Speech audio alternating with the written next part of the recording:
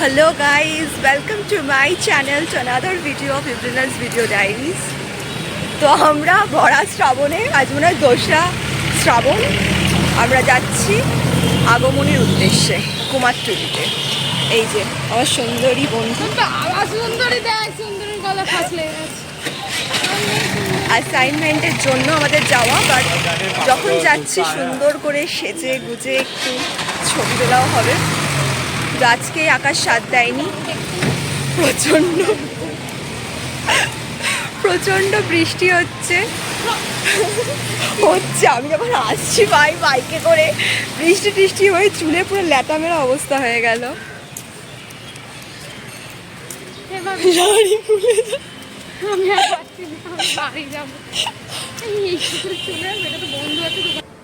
মর্তে কৈলাস, আর সেখানে মা আমাদের আছে, জেনেও যাব না এটা হয় কখনো?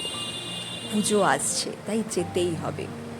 আমার বন্ধু প্রথম কুমারটুলি গেল, ও ঢুকে যে রিয়াকশনটা দিল, এত দুর্গা, মা দুর্গা, এটাতেই বোঝা যায় যে আমরা আপামর বাঙালি কতটা উন্মুখ হয়ে থাকি মাকে দেখব বলে। কুমারটুলি তো মর্তের কৈলাস, আর গিরিরাজ আর উমা মিলে তাকে আগলে রেখে যত্নে অতি নিপুণভাবে তাকে তৈরি করে আমাদের কাছে আনার জন্য, মণ্ডপে মণ্ডপে রাজরানী হয়ে সেজে ওঠার জন্য। যাই হয়ে যাক না কেন, আমরা মেয়ে বস, তাই আমাদের তো একটু সাজগোজটা ইম্পর্ট্যান্ট। আর কুমারটুলি যাব, মায়ের সঙ্গে ছবি তুলব না তা কখনো হয়? আগমনী সুর তো করতেই হয়, কিন্তু আগমনীর সুর এটা ছিল না আমাদের, শুধু যাচ্ছি তাই দুজনের শাড়ি পরে বঙ্গ নারী হয়ে ছবি তুলব ভেবেছিলাম। এটা মোহনবাসী রুদ্রপাল স্টুডিও। সত্যি বলতে গেলে এখনও পর্যন্ত ঠাকুরের কাজ সেইভাবে এগোয়নি, তবে চলছে, এখনও বেশ কটা দিন বাকি। এটা শ্রাবণ মাসের 2 তারিখ নাগাদ যাওয়া। ওনারা এত নিপুণভাবে মন দিয়ে কাজ করেন না, ওনাদের একটু এদিকে তাকান বা একটু ভিডিও করব বা ভেতরে ঢুকে কোনো কথা বলতেও কেমন লাগে। এত মনোসংযোগ দিয়ে কাজ করেন, একটু ব্যাঘাত ঘটলেই মনে হয় আমাদের মাকেই তো বাজে দেখতে হয়ে যাবে, আমাদের মায়েরই তো খুঁত থেকে যাবে। কিন্তু না, মা দুর্গার কখনো খুঁত হতে পারে? আমাদের মায়ের কখনো খুঁত হয় না। এখানে বাবা আর মেয়ে বসে বসে ঠাকুরের চোখ আঁকছিল, এত ভালো লাগছে না, একটা হালকা গান চালিয়ে দেয় আর তারপর নিজেরা নিজের মতন করে কাজ করে যায়, সবাই যেন নিজের কাজে ব্যস্ত। কলেজের অ্যাসাইনমেন্টের কাজের জন্যই কুমারটুলি যাওয়ার কারণ ছিল, কিন্তু যখন যাচ্ছি তখন তো একটু অন্য ভিডিও করতেই হয়।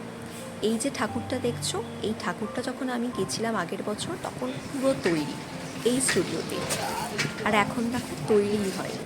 আর কিছু মাস বাদে গেলেই দেখবো একদম সেজে গুজে মা তৈরি আমাদের কাছে আসবে বলে। এই কুমারটুলির শিল্পীরা কত প্রজন্মের পর প্রজন্ম এই বাপ ঠাকুরদার ব্যবসাকে আঁকড়েই বেঁচে আছে, তাই না?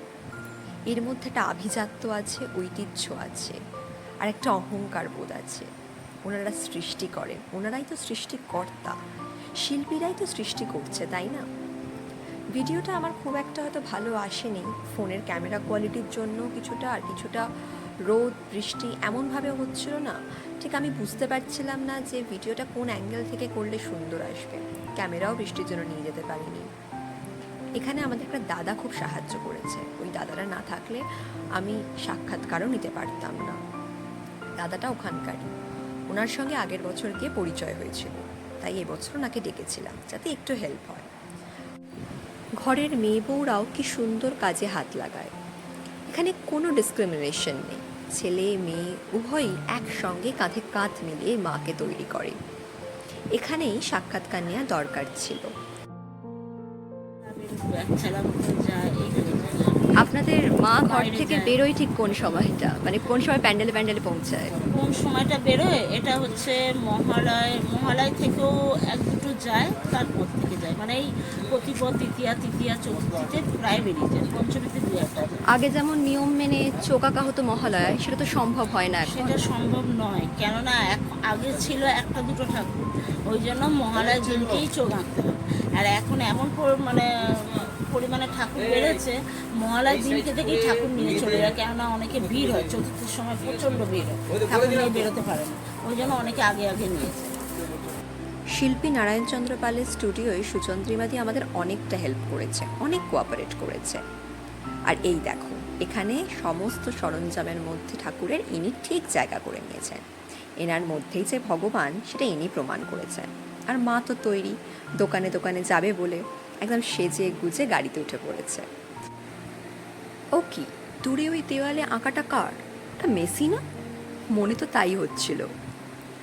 তো আর কি করার, আমরা হাঁটতে হাঁটতে গেছিলাম একটু ছবি তুলতে। উত্তর কলকাতার হেঁদো গলি, পুরানো সাবেকি বাড়ির আড়ালে ছবি তোলার একটা আলাদা মজা আছে। আমরা দক্ষিণ কলকাতার মানুষেরা ওই গলিতেই তো আটকে যাই বারবার, তাই না? তারপর এসেছিলাম কুমারটুলি ঘাটে। ও মা, তখন কি কালো মেঘ! ঘন কালো মেঘে আকাশ ছেয়ে গেছে, তারপরই ঝমঝমিয়ে বৃষ্টি। গঙ্গা বুকে যেন গঙ্গা উথাল পাথাল করছে। কিন্তু কি অদ্ভুত মায়া প্রকৃতির, সেই কালো মেঘ এক নিমেষে সরে গিয়ে নীল মেঘে আকাশ ছেয়ে গেল, ঝলমলিয়ে উঠল আকাশ। প্রকৃতির এই খেলা দেখতে দেখতে আমি কিন্তু ভুলেই গেছি আমাকে বাড়ি ফিরতে হবে। তো চলো এবার বাড়ি যাই। ভালো লাগলে ভিডিওটা লাইক, শেয়ার, কমেন্ট আর সাবস্ক্রাইব করো। টাটা।